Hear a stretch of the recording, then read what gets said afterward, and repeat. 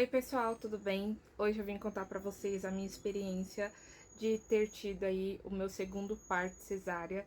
Nesse caso foi uma cesárea, um parto bem diferente do primeiro, e eu vim compartilhar com vocês essa experiência, tá bom? Espero que vocês gostem. Bom, gente, quem me acompanha lá no Instagram, eu tenho o Instagram do canal, né, que é o Jane Reborn, e tenho o Instagram pessoal. E lá no meu Instagram pessoal, eu contei pra vocês o relato, né, do meu primeiro parto, do meu primeiro filho, o Nicolas. Hoje ele tá com 10 anos. E eu contei que eu não assisti o parto, foi um parto, né, induzido, de 41 semanas, e que, né, seguiu para uma cesárea de emergência por conta dele ter entrado em sofrimento fetal. Então, por conta disso, a cesárea não, a anestesia não pegou, né? Eu ainda tava sentindo e no final eu tive que tomar uma anestesia geral em cima da anestesia RAC que eu já tinha tomado. E eu não vi o parto, meu marido não viu o parto, então nesse caso, né, é o meu segundo parto, porém o primeiro que a gente pôde assistir, que a gente pôde ter um momento e tal. Eu levei um tempo pra me recuperar, assim, né, psicologicamente do primeiro parto. Eu fiquei muito frustrada porque eu queria um parto normal e no final foi uma cesárea, eu não estava preparada, não era isso que eu queria. E não ver, né, não ter aquele momento de pegar o bebê, nossa, aquilo me consumia. Mas com os anos, passar dos anos melhorou, eu fiz terapia, a gente, né, vai levando. Ainda dói, né? Mas eu acho que o parto do Miguel, né, que é o meu segundo filho, ele superou, né? Ele veio pra finalizar a cicatriz, sabe? Do que a gente tinha passado, do que a gente tinha vivido. Eu posterguei, era pra eu fazer o relato de parto mais cedo, só que só de falar eu já fico emocionada, então relevem aí se eu cortar o vídeo algumas vezes. Tanto a minha primeira gestação quanto essa gestação, nessa segunda gestação, foi uma gestação de risco por conta do hipotiroidismo, né? Eu fiz o acompanhamento com o endócrino, com o endocrinologista. Eu já faço acompanhamento por conta da tireoide, né? Mas por conta da gravidez a gente precisa ter mais um acompanhamento mais de perto, né? Fazer os exames da tireoide algumas vezes durante a gestação. Eu não me recordo quantos exames eu fiz, mas eu fiz uns 4, acho que uns 4 exames da tireoide do terceiro trimestre. Só no terceiro trimestre eu fiz 3. Acho que eu devo ter feito uns 7, uns 6, 7 exames da tireoide para acompanhar. E além disso, tem o ginecologista. O que que acontece? Tem ginecologista que atende e tem ginecologista de gestação de alto risco. No do Nicolas, né, da primeira gestação, eu tive que passar com um ginecologista de alto risco, e nessa segunda gestação o meu ginecologista ia me encaminhar, só que aí pelo meu histórico, ele já me acompanhava antes mesmo de engravidar, ele optou por me acompanhar por exceção. Então, ele fez um acompanhamento bem legal, bem bacana, fez os exames, né? A gente acompanhava no final da gestação também. Então, deu tudo certo. Eu achei essa gestação bem mais tranquila do que a primeira. O do Nico foi muito... Eu ia muito pro hospital, tinha muita infecção de urina, eu tive febre. Foi, assim, bem conturbado. Então, eu vivia no hospital. Além das consultas que eu tinha que fazer, que era muito longe, eu fiz o acompanhamento na época pelo hospital público, pela maternidade Leonor Mendes de Barros. E era bem chato, né? O do Miguel eu já achei que foi uma gestação mais tranquila. Então, eu tive infecção de urina assim que eu descobri a gestação. Eu estava com 4 semanas. E aí, eu em seguida, né, eu já descobri que eu tava com infecção de urina. E a gente já tratou, deu tudo certo. Depois disso eu não tive mais infecção de urina. Eu tive 4 sangramentos na gestação do Miguel. Do Nicolas eu não tive sangramento no primeiro trimestre. E o do Miguel a gente ficou mais receoso por conta disso. Então eu tive que trabalhar em casa, né? Desde quando eu descobri a gestação por ser de risco. Na primeira consulta ele já me deixou em casa para trabalhar em casa. E eu tive que tomar Ultragestan. É Ultragestan? Eu acho que é isso. Que é um remédio, né? Um comprimido. Ele pode tanto ser você tomar ele, quanto você colocar ele, né? No canal vaginal. Mas, nesse caso, eu não precisei colocar. Eu só tomava ele. Tomava dois por dia. E depois eu passei a tomar... Eu tomava de 12 em 12 horas. E depois do terceiro trimestre, eu tomei até o 5º, uma vez por dia. Então, a gente, por conta dos sangramentos, das coisas, a gente precisou aí entrar com medicamento pra poder segurar o bebê. E aí, o hipotireoidismo, né? Ah, mas várias pessoas têm hipotireoidismo e ok. Por que que é de risco? Eu anotei aqui o que pode, né, ocorrer. Então, o hipotireoidismo, ele acarreta maiores riscos de complicações obstétricas e fetais. A saber, aborto espontâneo de primeiro trimestre, pré-eclâmpsia, hipertensão gestacional, descolamento prematuro da placenta, prematuridade, baixo peso ao nascer e aumento da morbidade e mortalidade perinatal. Então, né, além de a malformação congênita, né, que também pode causar por conta do hipotireoidismo. Então, a gente tem que estar ali controlando o tempo todo. O do Nico, a gente fez o acompanhamento, eu também passava com endocrinologista, além do obstetra de risco, né? E a gente fazia os exames, deu tudo certo, eu não tive alteração. No do Miguel, no último trimestre, oscilou muito a minha tireoide. Então, o primeiro deu muito baixo, a gente teve que aumentar, então eu tomava 75, fui pra 125. Aí depois, ele aumentou demais e aí eu tive que diminuir pra 100. E aí eu fiquei no 100, tô tomando 100 miligramas até agora, até a 6ª semana de vida dele eu tenho que tomar e depois refazer o exame. E aí o que acontece? O Miguel, desde o início da gestação, o médico, desde os ultrassons, o médico falava que ele era muito grande. E o Nico nasceu grande, né? O Nico nasceu com quase 4 quilos. E o nosso medo era que ele crescesse demais. Tanto que, pela idade gestacional dele, ele nasceu 3 semanas antes do Nico. E nasceu maior que o Nicolas. Então, chutando aí, ele ia nascer com uns 52 centímetros. Se eu tivesse aguentado até as 41 semanas, por exemplo. E aí o médico já tava me alertando, né, sobre isso. Olha, seu bebê é muito grande, seu bebê é muito grande. E quando chegou com 35 semanas, até aí tava tudo ok. Eu tava fazendo acompanhamento, tinha tomado os remédios, tava tomando as vitaminas, fazendo acompanhamento, uma gestação tranquila. Só que quando chegou ali nas 33, 34 semanas, eu comecei a sentir muita dor pélvica. Então, era uma pressão muito grande entre a porta dos fundos e a porta da frente. Já tava bem pesada a barriga e eu sentia ele apertar a minha bexiga. Até então, é normal pro último trimestre, né? Só que eu sentia muita, muita, muita dor nas costas. Era uma dor na bacia que eu comprei a bola de pilates, né? E eu tinha que ficar fazendo exercício pra amenizar, tomar banho. Ele tá chorando. Tive que dar mamar aqui pra ele. Vamos ver se ele deixa a gente gravar. Não lembro onde eu parei. Ah, tá.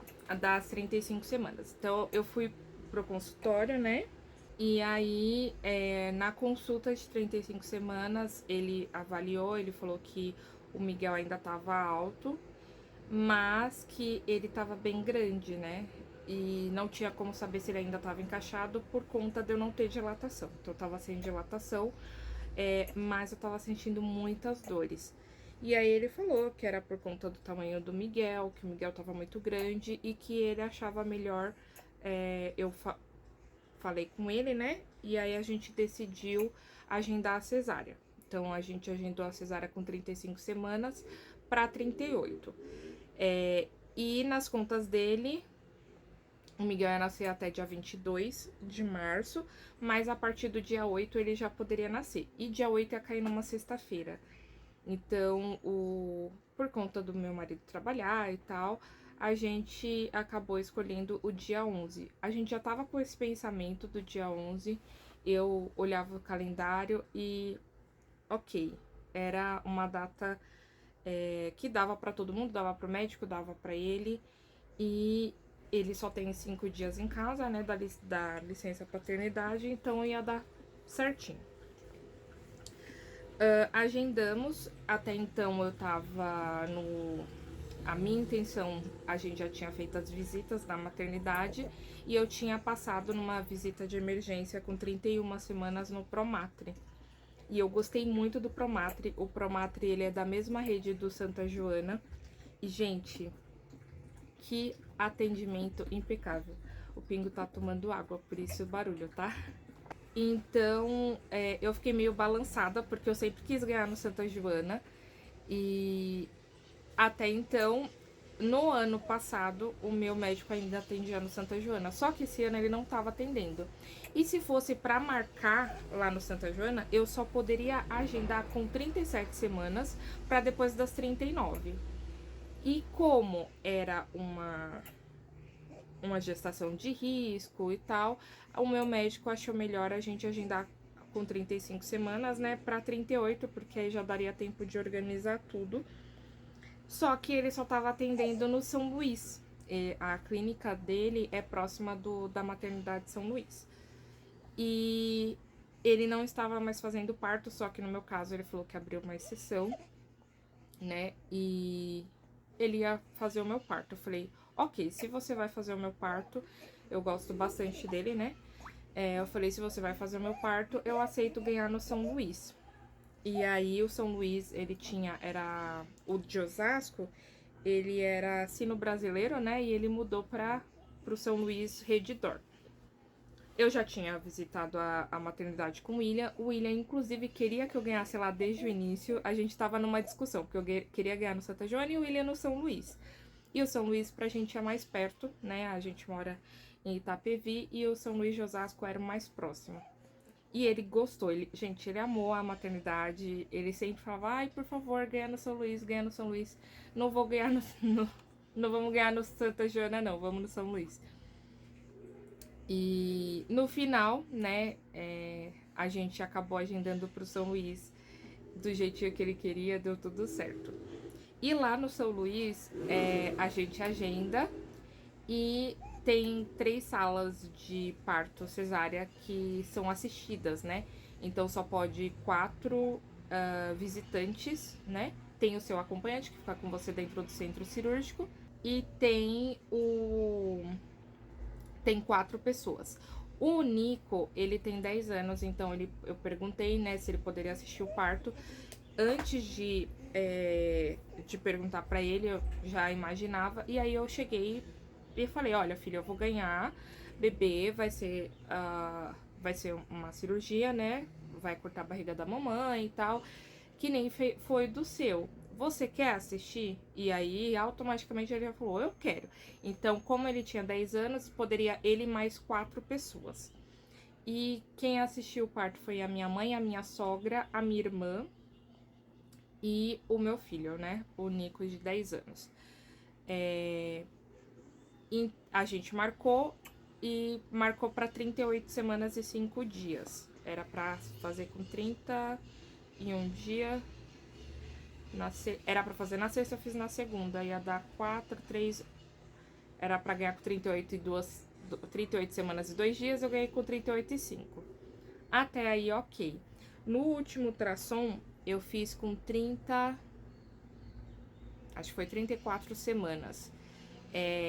O Miguel já tava com 47 centímetros. Então, tipo, ele tava muito grande. E o médico, o último médico falou, né, que fez o ultrassom, ele falou, olha, ele é bem comprido, só que ele não é gordinho, não. Ele é magro. Eu falei, que bom, né, porque o Nico, ele nasceu muito, sabe, o Nico era muito exagerado, mas ele era lindo, mas ele era exagerado. E eu falei, ai, meu Deus, eu quero tanto nenenzinho, pequenininho, fofinho. Pequenininho assim, né, filho? Nem tanto. Mas ele nasceu magrinho, fofinho, bebezinho. Ele é muito bebezinho. E a minha experiência que eu tô tendo com ele é totalmente diferente do que eu tive com o Nico. Então, ele descascou a pele, o Nico não descascou, ele tem gases, ele gorfa, né? Ele arrota. O Nico não fazia nada dessas coisas. O Nico, eu falo que ele nasceu criado, então ele não me deu trabalho com nada disso. E o Miguel não, o Miguel é um bebê mesmo.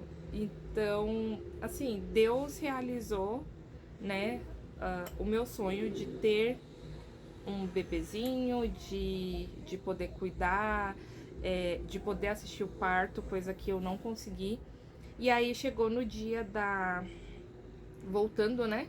Chegou no dia do parto, a gente agendou para dia 11 de março, às 19 horas. Então eu tinha que chegar lá umas 4 horas da tarde. Eu cheguei na maternidade umas 4h40, porque a maternidade falou que eu poderia chegar até 5 horas. E por conta de preencher a internação, tava tudo certo já, adiantado pelo convênio, era só a parte do hospital mesmo. A gente subiu pro quarto, era umas 5, era quase 6 horas da tarde, era umas 6 horas. Todo esse trâmite de ir lá, abrir a ficha da internação, tudo, demorou bastante. A moça da recepção, ela teve ajuda, né, pra fazer a abertura, porque lá ela só sabia fazer a internação pra tomografia. E no meu caso era a internação obstétrica, né? Então demorou um pouco. Mas subimos. Lá no São Luís, ele é apartamento. O meu convênio, ele é apartamento, né? Mas, por mais que a pessoa tenha convênio enfermaria, lá eles não têm enfermaria. E no Santa Joana tem. Então, pra quem tem convênio aí, que cobre o São Luís, acho bacana, porque o apartamento é bem melhor. A gente entra, se acomoda antes do parto, é bem bacana. E o apartamento é muito aconchegante, é um silêncio, gente. Assim, parece uma casa. É muito lindo.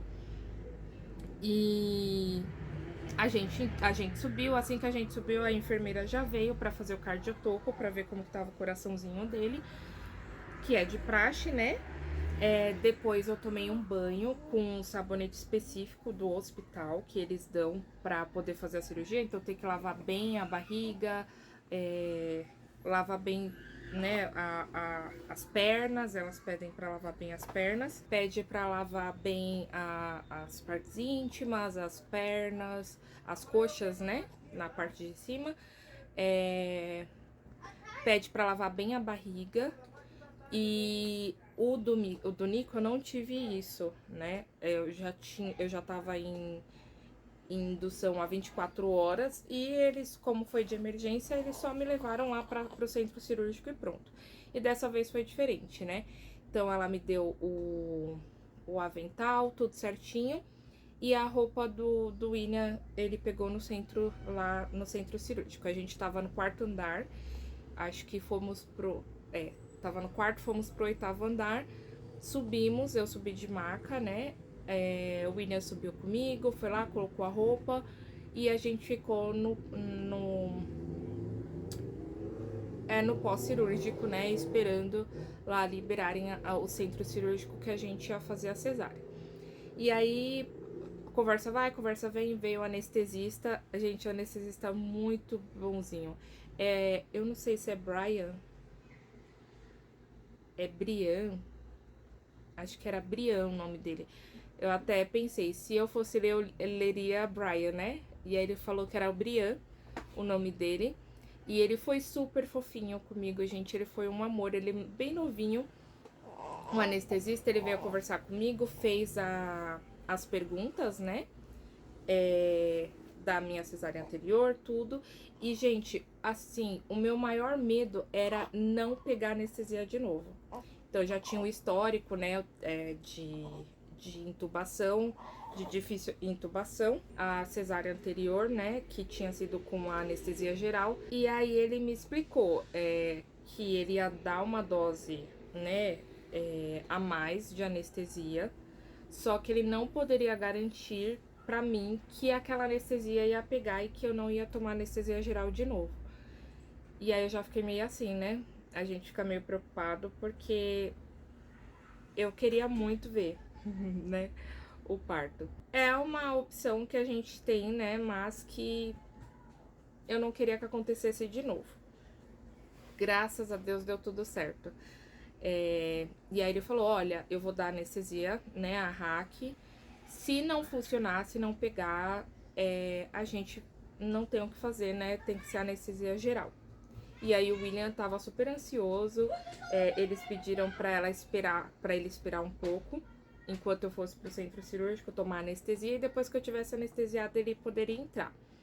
E assim fomos. Eu entrei, antes de tomar anestesia, elas um vidro leitoso, né, que eles deixam transparente. Eu cumprimentei minha família, o Nico, pela janela, porque ele tava bem ansioso também.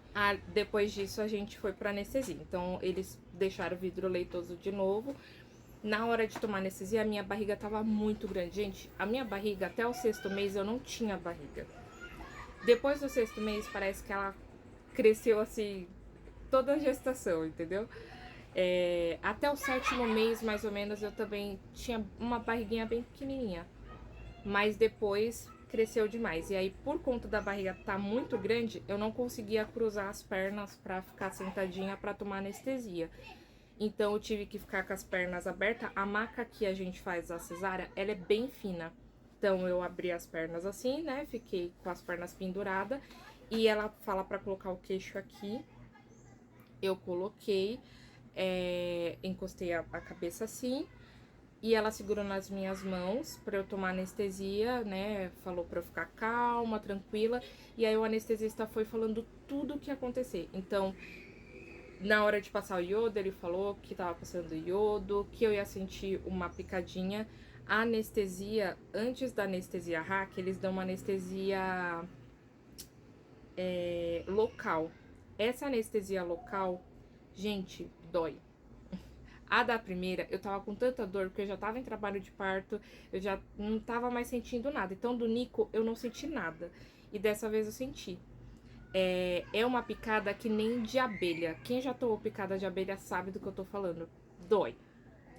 Aí, ele falou que não era pra eu me mexer, né, que ele ia dar, e depois ele ia dar a hack. E aí, da hack, quando ele foi dar, eu não senti mais dor. Porém, eu senti muita pressão.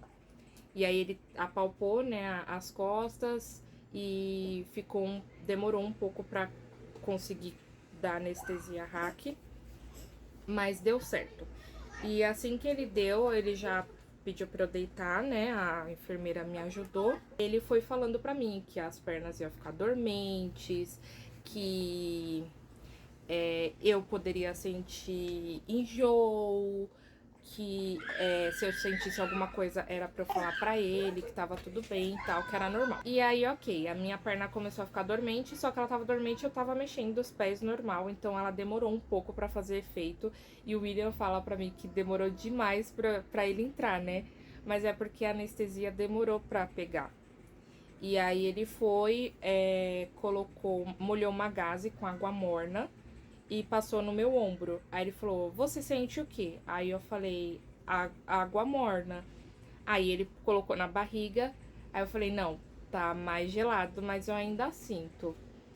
E ele esperou um pouco, aí fez do outro lado, fez no meu braço, até que eu não tava mais sentindo a temperatura da gaze. mas eu sentia passar. Então, quando ela foi me limpar pra poder colocar a sonda, que ela colocou depois que eu tinha tomado anestesia, eu ainda tava sentindo, né? Quando ela passava gás e assim, eu sentia dormente. É a mesma coisa da sua perna tá formigando e você passar a mão, sabe? Ou o pé, você sente, mas você não sente dor, você só sente formigar. E aí passou um tempo, assim que eu deitei, né, eu já senti enjoo. Então é uma vontade muito grande de vomitar. E aí eu falei pra ele, olha, eu quero vomitar. Aí ele foi, me deu um remédio, né, ele aplica no soro e é instantâneo. Ele dá o remédio e já melhora. Aí eu olhei de lado assim e tem a parte do espelho, né, da luz. E, gente, contra a luz dá pra ver tudo. Pra eu não ficar, né, não passar mal e tal, eu evitei olhar o máximo possível para aquela luz, porque a luz estava refletindo a minha barriga e quando ele estava abrindo eu vi. Então eu olhava pro lado, tentava olhar para outras coisas para não ver. E o William, ele em vez de ficar sentado, ele ficou em pé e ele viu tudo, ele viu abrindo, ele viu tirando, ele viu tudo. E por incrível que pareça, ele não passou mal, que eu achei que ele ia passar mal, mas deu certo. E aí ele foi abrindo, né? O meu médico foi abrindo e aí ele foi falando, olha, tô abrindo, olha, tá difícil. Na hora que rompeu a bolsa, tava passando o cano, ele passa um cano assim, e o líquido amniótico é sugado por aquele cano. Aí ele falou, olha, é a água, né? E, gente, tinha muito líquido amniótico. Depois que estourou a bolsa e ele nasceu, eu vou ver se eu consigo colocar uma parte do vídeo que a minha sogra gravou aqui desse momento, né? E aí ele falou que ele era grande mesmo. Na hora que ele tava tirando, ele falou, é grande mesmo. E ele tinha chutado, né? O meu médico tinha chutado 3,5 kg pro Miguel. Só que na hora de pesar, deu 3,365 kg. Aí, assim que ele nasceu, ela trouxe ele pra mim. Gente, é muito, muito, muito emocionante. É um cheiro. É inexplicável esse cheiro. Eles têm um cheiro muito diferente. É um cheiro que eu nunca senti na vida. E ele era muito cabeludo. Ele é muito cabeludo. E eu falei, gente, ele é muito cabeludo, muito cabeludo. E aí eu passei a mão nele, assim, é uma pele de pêssego. É aveludada, é uma pele que não tem igual, não tem igual. Hoje, depois de uns dias, já é outra pele. Mas quando eles nascem, eu passei a mão nele, eu cheirei ele, assim, era tudo que eu queria, porque ela não levou ele. Eles chamam de a hora de ouro, né? Eles chamam de hora do ouro, que assim que ele nasce já vem pra gente. E ele tava bem roxinho, e ele tentava chorar e não tava conseguindo, né, chorar. A impressão que a gente tem é que ele tá com dor, porque ele fazia muito esforço pra chorar. E aí eu falei com ele ficou quietinho, e aí ele tentava respirar, sabe? Bem roxinho. E assim, foi, foi inexplicável. Foi o melhor momento da minha vida, porque eu não vi o Nico, né? Eu tava anestesiada, o William não viu. Quando eu vi ele tava bem roxinho e ele tinha entrado em sofrimento fetal, então eu só fui ver ele no pós-parto, eu não tive nada disso. E dessa vez eu tive, né, o contato com ele, eu pude cheirar ele, eu pude pegar ele.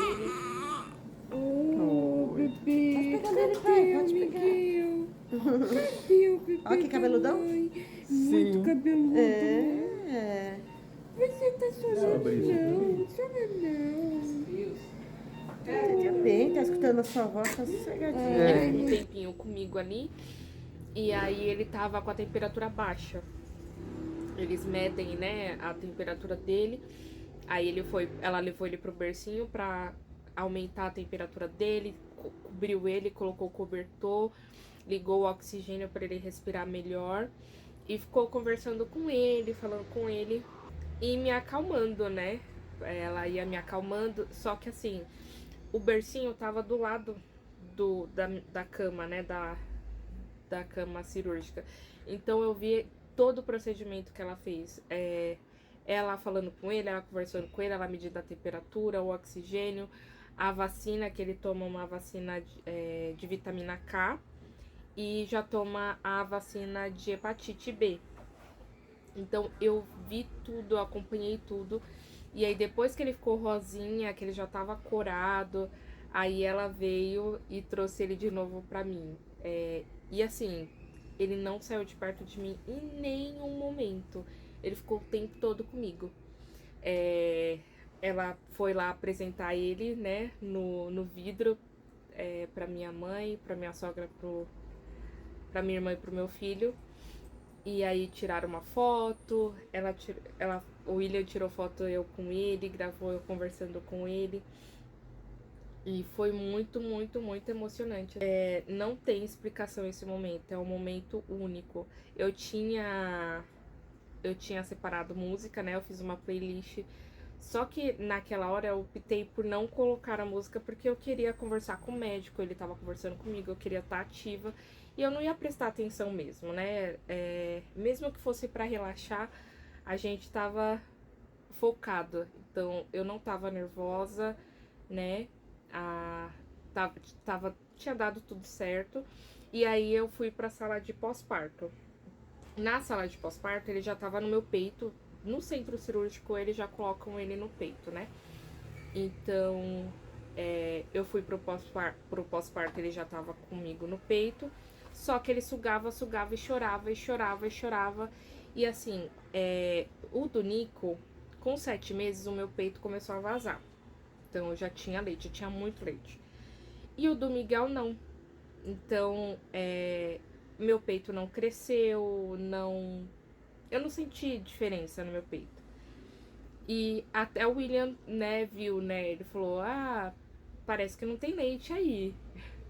E quando ele nasceu, realmente, gente, não tinha uma gota de leite. E aí ela falou, não, coloca ele pra mamar, vamos estimular e tal. E aí ele ficou das 8 da noite, ele nasceu 8h23 do dia 11, com 49 centímetros e meio, 3,365 kg. E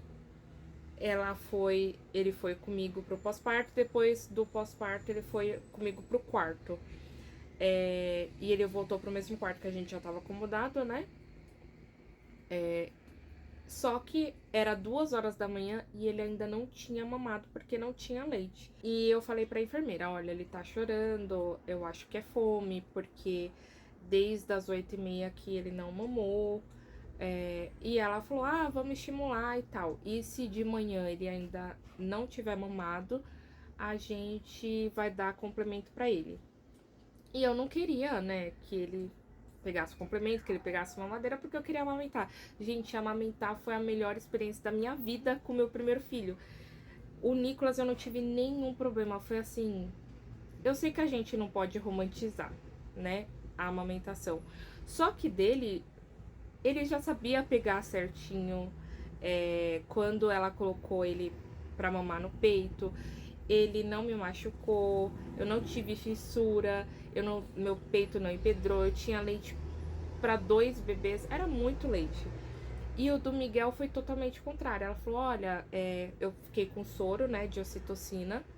Geralmente, essa ocitocina pós-parto, ela contrai o útero. E eu não sentia cólica, não sentia nada. Eu tomei 1 litro quase de ocitocina e nada. E aí ela falou, olha, conforme ele for mamando, né, ele vai sugar, vai estimular, descer o leite e calma. E ele tinha me dado uma dose, o anestesista tinha me dado uma dose a mais de anestesia. Então, 2 horas da manhã, eu ainda estava com as pernas dormente. Eu não conseguia levantar o bumbum, né, que eles pedem pra levantar o bumbum e as pernas. Mas as pernas já conseguia mexer, tudo, só que ela ainda estava bem dormente. E, ok, eu sei que sugar faz descer o leite. Só que por ser uma cesárea agendada, o corpo não tá preparado pra para aquilo. No parto do meu primeiro filho, ele foi induzido, então eu entrei em trabalho de parto, eu tive as fases, eu tive dilatação até 4 centímetros, então eu passei por todas, né? Eu cheguei na hora de fazer força, só que eu não tinha passagem para ele nascer e por isso que ele nasceu de parto normal.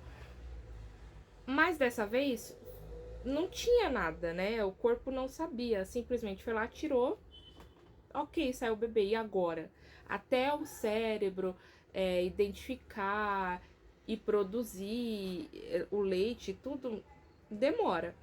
E aí chegou no outro dia de manhã, o Miguel ainda tava com fome e a enfermeira, a pediatra passou a fórmula, né? Assim que saiu do centro cirúrgico, ele já saiu com uma fórmula.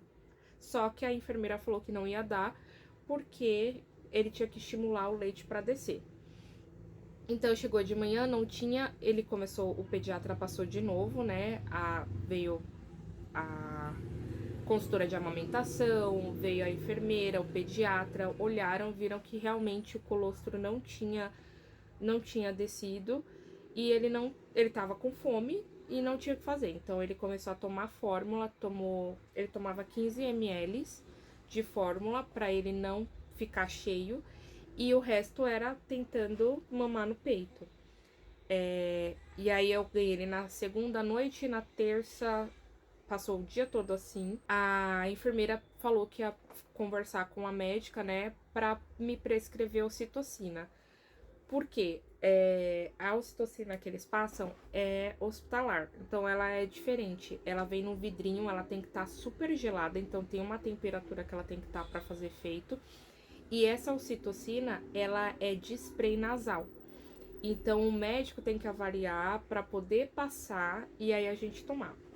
E aí eu falava, gente, essa ocitocina aqui não chega, essa ocitocina aqui não chega. E eu falei, olha, eu não quero ficar dando fórmula, eu quero amamentar. Eu amamentei o meu primeiro filho, eu quero amamentar esse. Então eu sei que tem a ocitocina, né, que já foi me informado sobre a ocitocina, eu quero a ocitocina. Gente, foi uma enrolação, acho que a única parte ruim foi essa. Porque da terça-feira de manhã, que eles tinham falado que iam pedir a ocitocina, eu só fui começar a usar a ocitocina na madrugada da quarta-feira. E eu ia embora na quinta. Então, na minha cabeça, não ia fazer efeito. Só que chegou a enfermeira e falou, olha, toda vez que ele for mamar, você usa. E aí, chegou outra enfermeira na parte da tarde da quarta-feira e falou assim, mãe, pode colocar a ocitocina. Então, sem moderação, pode colocar. O que vai acontecer é que você vai encher muito de leite. E ele realmente, gente, a ocitocina é pra estimular o leite. Então, se você já estiver amamentando e tiver com muito leite, ele vai empedrar, porque vai gerar muita produção de leite e não vai dar conta. No meu caso, como não tinha, aí ele sugando junto com a ocitocina, o colostro desceu. E aí, de que na madrugada de quinta já melhorou, consegui dispensar 2 vezes a fórmula e ele tava mamando super bem. E aí ele fez o exame da icterícia antes de sair, deu que tava um pouquinho alta, mas não era o suficiente para internar ele e deixar no banho de luz. Então ele ficou uns 15 dias em casa, tomando banho de luz, o banho com chá de picão, até melhorar. Só que assim, alguns médicos falam, a pediatra dele, por exemplo, falou que dava certo, e os outros 2 pediatras, que era do São Luís, falou que não, que chá de picão não é cientificamente comprovado, que não dá certo. O que dá certo é a luz, né, a claridade do dia, deixar perto da janela, tomar banho de sol.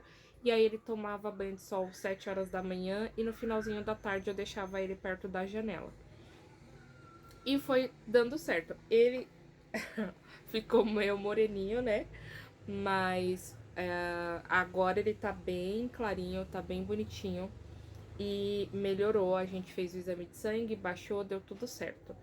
E é isso. E eu saí de lá sem a fórmula, né? Ele não precisa de fórmula.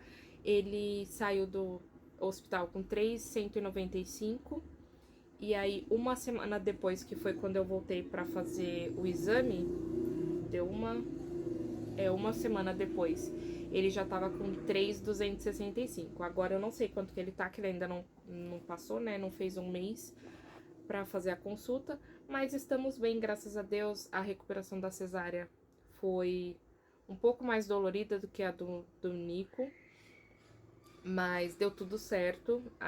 Eu tirei o ponto com 15 dias, ela é colada e só nas pontas, né, que tem um pontinho. E aí eu tirei em casa mesmo, o William cortou, o médico ensinou como ia fazer e deu tudo certo. E agora eu vou mostrar ele pra vocês, né, o meu milagre, o meu neném. Ó, gente, tá meio escuro porque tá escurecendo aqui, mas esse é o meu neném. Pra quem não viu os detalhes dele, tem um vídeo que eu postei antes desse,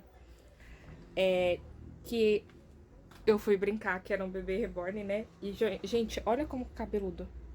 É muito cabeludo esse neném. Fala, quase matei minha mãe de tanta azia.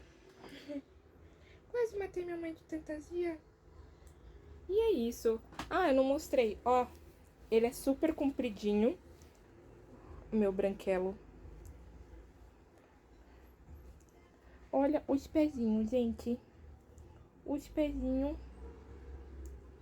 Eu não resisto. E estamos aqui namorando ele, estamos felizes, graças a Deus. O Nico não teve crise de ciúmes, não reclamou. Ele me ajuda na medida do possível, né? Quem tem criança sabe como que é. Mas assim, com o Miguel, ele é um amorzinho. Graças a Deus não tivemos problemas com ele, né? Ele ajuda, ele pega no colo, ele fala que tá chorando, ele fala que tem que trocar. Então, estamos curtindo aqui cada fase dele.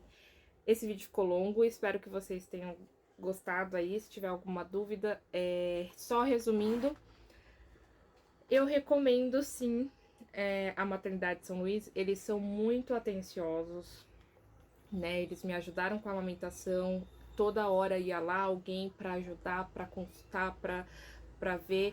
Ele tem a linguinha presa, né? Ele tem o freio curto, só que o dele, ele ainda consegue amamentar. Então, eu não tive fissura, não machucou meu peito, ele mama bonitinho. Ele não tem aquela pega de peixinho que nem todos os bebês têm por conta da língua. Mas assim, não atrapalha, mama horrores, mama tá em livre demanda, né? Então ele mama muito bem. E é isso. O São Luís foi uma experiência muito, assim, foi muito incrível esse parto. E o São Luís realmente é uma maternidade muito boa. Eu conheci o do Anália Franco, mas esse de Osasco, né, foi a experiência que eu tive. E eu recomendo, sim, é uma maternidade muito boa. As enfermeiras são muito atenciosas, são muito simpáticas, né? O pessoal da refeição lá, o Sodexo, que faz as refeições. Então, eles foram lá falar com a gente, a nutricionista, tudo certinho, perguntou o que eu queria comer. Eu não tenho restrição alimentar, né, dele. Então, gente, zero defeitos. Acho que só tirando a ocitocina que eles demoraram, né, para dar.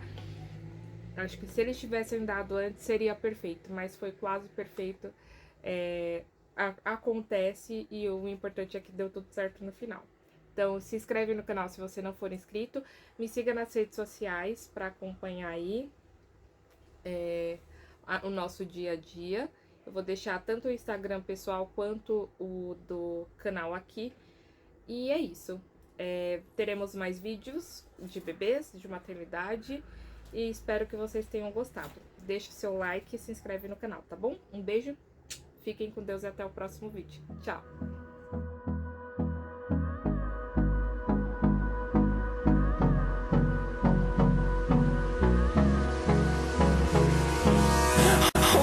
Close till I get up. Time is barely on our side. I don't wanna waste what's left. ways are leading us, and love is all we'll ever trust. Yeah, no, I don't wanna waste what's left. And on we'll go, through the wastelands, through the highways, till my shadow turns to sun rays.